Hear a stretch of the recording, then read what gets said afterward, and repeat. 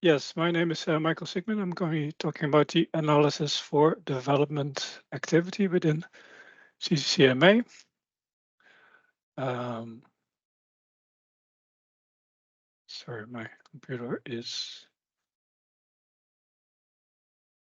right. Okay.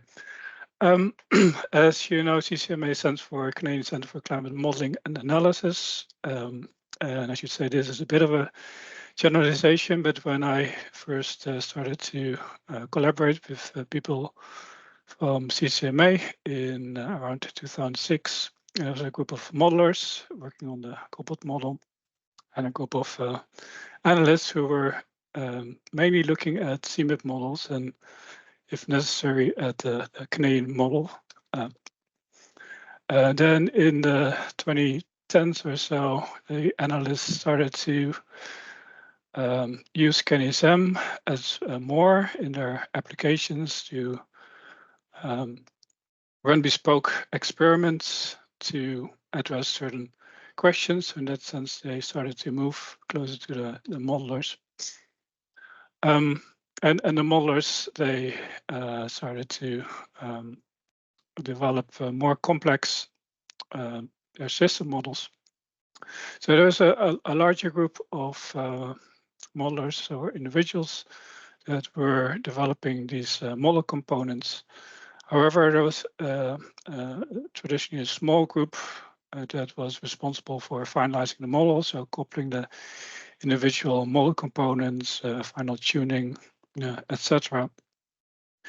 So with the increasing number of components, this became an increasingly complex task. Also, the different grids not matching up was becoming a major headache.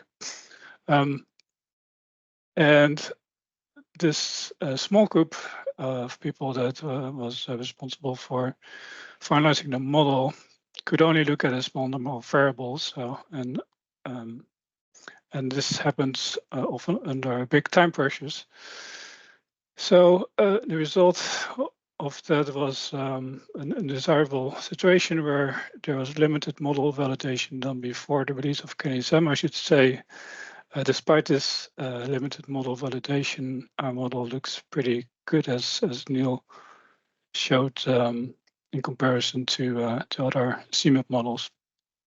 However, we thought we can and we should do better. So after CMIP 6, we realized that, well, we really needed more scientists to look at our model before release it. And we also realized, well, we have this group of analysts, and I consider myself to be in this group as well, who contain a wealth expertise in analyzing many aspects of the climate. So we really should make use of this expertise and let the analysts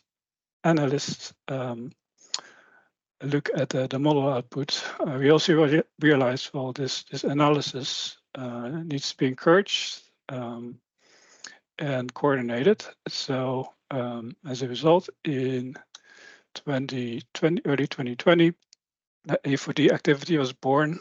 A4D, A4D's mission statement, if you will, is to identify, document, monitor, and enable the reduction of systematic model biases to allow for high quality model predictions and projections.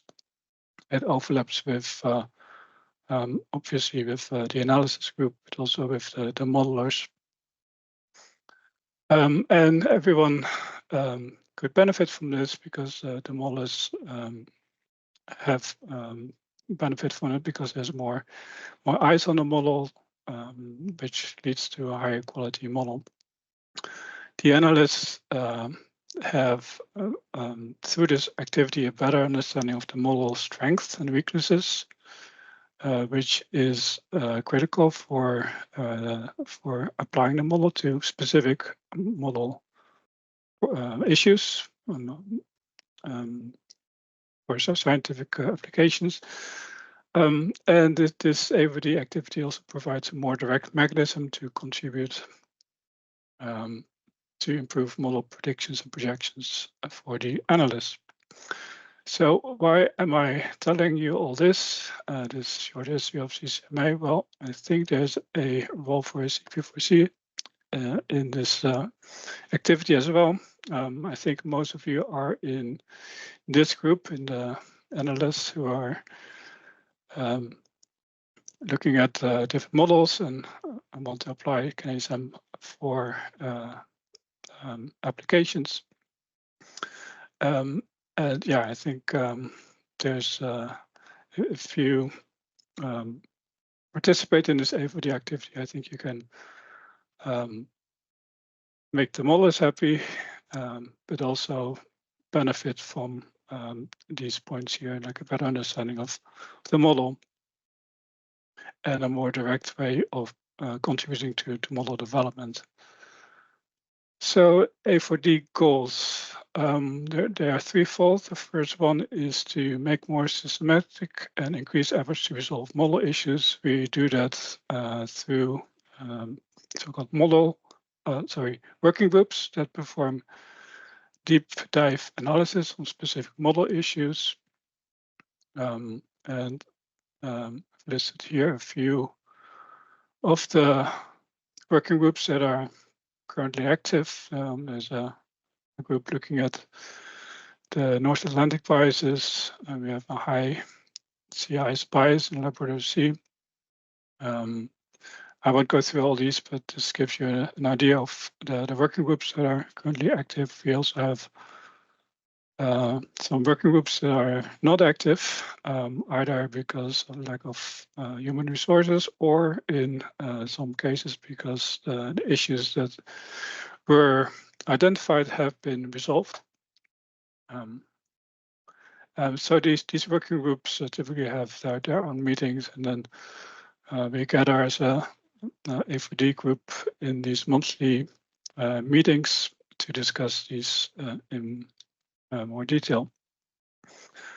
A second A4D goal is to better document our efforts to resolve model issues. We do that through publication in peer-reviewed literature. So we have this paper that James and I were leading. We often refer to this paper as the A4D paper because it describes like the motivation for this effort, but it also describes some of the results in terms of the contributions to the development of KNSM 5.1. And then we also encourage these papers on deep dive analysis, and this is one such paper. I want to claim that this paper is the result of A4D because I think the work was started before A4D, but still this is a good example of the kind of papers we would like to see. Another way that another tool that we use to better document our efforts to resolve model issues is a GitLab issue tracker. Well, usually GitLab is used to share code, but there's issues, and we use technology to document specific model biases. As you can see, there's 24, well, some are close, so there's actually about 20 or so model biases documented on this issue tracker. And just to give you more of an idea of how we're using that, so just showing the answer biases. So the issue generally consists of like a short description of the biases, then the diagnostics, the kind of plots that you have to make, or the numbers that you have to calculate to monitor these biases, with a model version that is affected, model components that are involved, and then the what we call a category of issue or the bias. It can be either model specific, so specific to KNSM, version specific, so specific to KNSM 5 or KNSM 2, or any other KNSM version. or it can be community systemic. So this is a bias that is common among other CMIP models. And then this GitLab issue tracker also allows for discussion. For example, this is a post by Slava showing a new experimental P version that has improved ENSO characteristics.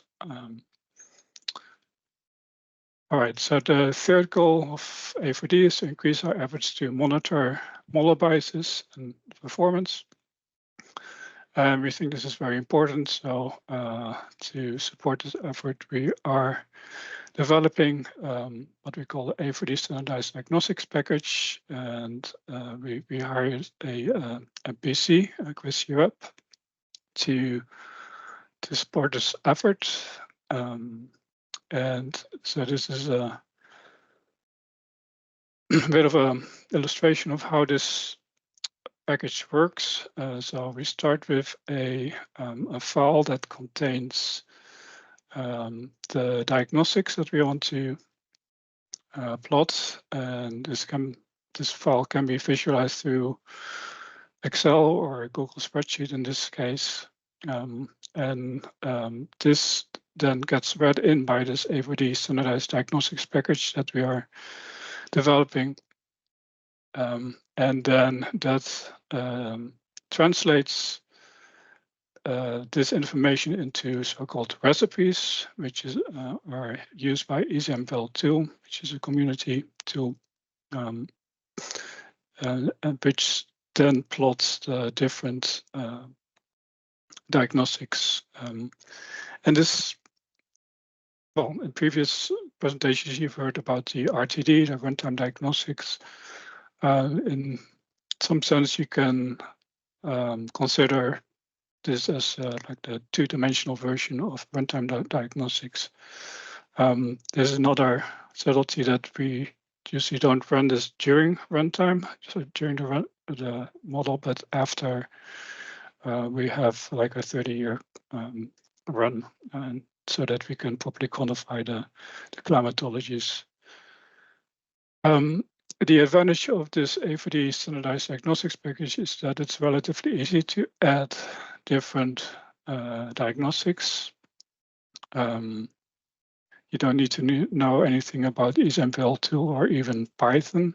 Another advantage is that it's based on Python, so it should be relatively easy to port to other systems. And I think CV4C could benefit from this package because well, it helps to monitor model biases. But I think the interaction can be two-way. I think CV4C could contribute to adding diagnostics to this package as well. So yeah, in the coming year, we hope to make available some instructions on how to set up this package on non-ECCC systems. All right, so a few of our results, some of the results that we've accomplished under the umbrella of A4D. I won't go into detail on this slide because Jason already described this, but Canisium 5.0, so these are time series of lower stratospheric temperatures in Canisium 5.0 in the red, and then 5.1 in orange and blue. As you can see, there were these spikes in lower stratospheric temperatures, and they were not related to, well, some of them were related to volcanoes, like this spike here. But if you subtract like the force component, you see that there were these spikes that were unrelated to volcanoes. And we discussed this issue in extensively during the A4D meetings. We found that these were related to these dust spikes. So we retuned the hybridization parameters, as Jason described, that were responsible for the mass fixing of these hybrid tracers. And then we got rid of these spikes in both the temperature and also in the dust. Fine mineral dust was also retuned, which resulted in more realistic aerosol optical depth, as shown here. The black is the observations and the colors are the models. And yes, we also contributed to the analysis of KNSM 5.1 B2 compared to KNSM 5.1 B1. And just as a reminder, the KNSM 5.1 B2 was basically obtained by, it's the exact same model code. It's just a systematic model tuning effort going on the atmospheric side to target lower ECS and also better ENSO characteristics.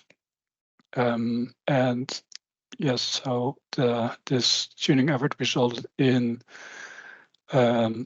reduced historical warming, as you can see here. We still are inconsistent with observations. We're still a bit warm after like 2005 or so. The ECS reduced by 30%, and this was due to less positive shortwave feedbacks, as shown here by this plot that Jack Virgin made, and also the ENSO variability or the correspondence to observation increased a little bit. So it is slightly better in KNSM 5.1 P2 compared to P1.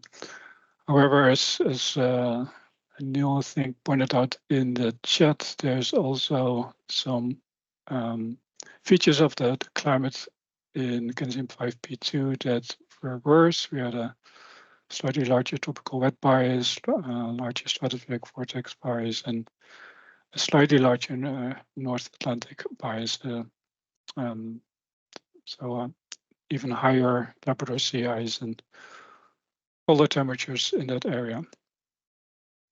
So AVD effort also helped or contributed to improved understanding of other notable KNSM biases, and I won't go into detail here, but these include the cold bias of our winter sea ice, shown here, the cold bias of the Himalayan plateau, the high sea ice bias of the Labrador Sea, and also the low southern stratospheric warming frequency. All right, some of the latest and current developments in this that are relevant for AVD. Well, CCMA is currently developing 5.2 and KNSM 6, as you've heard in previous talks. And some preliminary analysis shows some promising progress in resolving major model biases. I realize this slide is 3 months old, and in the last 3 months, it has become apparent that this is quite a complicated issue, and it's related to this ETAU parameter issue that Jim was describing. So it takes a while to actually determine whether or not this change in the ETAU has actually led to improved or reduced model biases. There's also an increased focus on this systematic or automatic model tuning. We have some progress in runtime bias correction, where we correct the model during runtime. And under the NAS, the National Adaptation Strategy, we are going to focus more on extremes and dynamical downscaling. Right, so why should you be involved in AVD? Well, when you become involved, you will be more aware of systematic biases and weaknesses in KNSM. You'll be more aware of the latest developments in resolving the model issues, and everybody can provide you with a mechanism to collaborate with model developers, and actually contribute to model development, which is consistent with Paul's vision. And also you will have early access to the output of new model versions, not to the model code itself, but to the output of the new model versions before they are released to the public. How do you become involved? How do you become involved in AVD? Well, you can attend these monthly, mostly online meetings. We open them to everyone, whether or not you're in ECCC or not. They occur every 4 weeks, Monday, 10 to 11 Pacific. You can join a working group, or you can start a working group if you have identified any some systematic biases. And that's all I had. Thanks.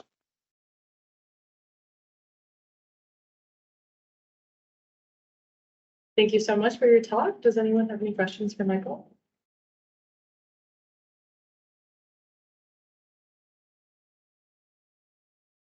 Some questions. Yeah. But I don't want to speak to other people.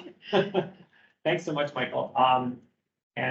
So I'm really excited by all the points you made about, how this is a great entryway for people who have a scientific interest in climate science, but maybe less experience with, direct hands-on climate modeling to get involved. And so I kind of want to put that as a kind of on our to-do list. And a simple thing, which we should make a note of, is your meetings are like on Mondays, and our bi-weekly meetings are on Mondays, and the cadence is almost like perfect to, maybe try to coordinate so that we can regularly hear an update on like what's going on in A4D that's relevant to this community we're trying to start. So there's obvious stuff to do. But actually, another thing you mentioned, and I think this is really important, is like data. This is a data project. It's a big data project, and data is turning into a real bottleneck. Data storage and data access is going to turn into a bottleneck, I think, really quickly for CP4C. And so, an important question for me is, what is the size of a 30-year data set that goes into into the diagnostic package? Like, it sounds like it's a big data reduction, like you actually only are examining a certain number of variables. And I was wondering if we could think of that as, in addition to the RTD files, we identify that set and allocate storage for that set inside CP4C. And this, we don't have to talk about this today. It's just more like, so, but what could you do you have an offhand sense of like an estimate of how much storage, how much data goes into your diagnostics package, or maybe somebody else does? Well, so I don't have the numbers handy, but the most data intense diagnostic by far is the 3D ocean. If you don't consider the 3D ocean, it's really just, well, so far just monthly atmospheric and sea ice data. So it's really not much data. Yeah, because that's something that we could actually think about automating for our runs and have that kind of happen. Right now we've tried to automate the RTDs, and we have that on the cloud, like served through our Arbutus, right? So it'd be so nice to have that as something that everybody could look at and monitor as the runs go. But and add to, like you said, right? And every time you add to it, there's a little more data needed. So yeah, this is a really nice prospect. So great. Yeah, just to clarify, it's this package is usually run after the run is finished, and we don't have plans to automate it per se, but it should be fairly straightforward to run it after the fact. Right. So yeah, like so it's 40 gigabytes per year.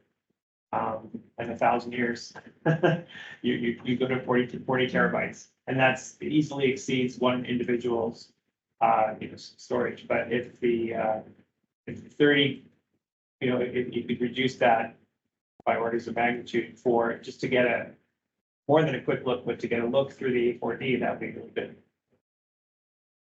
Anyway, I don't want to get too much into the details, but that seems like something, a really natural activity for our renewal and you know, subsequent sort of technical development. Maybe one more comment. We can easily make available the output of the, like for standard runs, like for 5.1 or so, we can just easily make available the output of this standardized diagnostic package. Right. That's good. And this includes, sorry to keep hold of the conversation, but I've been told that, and I should know, but it includes this climate variability diagnostics package, CVDP from NCAR as well. So that mode, like that, assesses modes of climate variability. That's very, I mean, that's really great because you can actually bring other models in as well. And yeah, so it's really nice. Yep.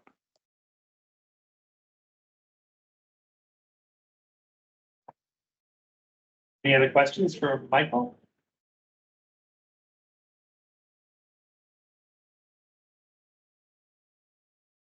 Hearing none. Katie, where are we in the agenda? All the talks are done. We're just at open discussion now. We're about 15 minutes over. Okay, right, yeah. so- And we have, and I have to leave very Yeah. shortly because we have a lecture. We have That's a lecture. one of the reasons we changed the schedule was to, we moved the schedule ahead 1 hour for those of you who would notice that, because of an event going on here, starting in 15 minutes.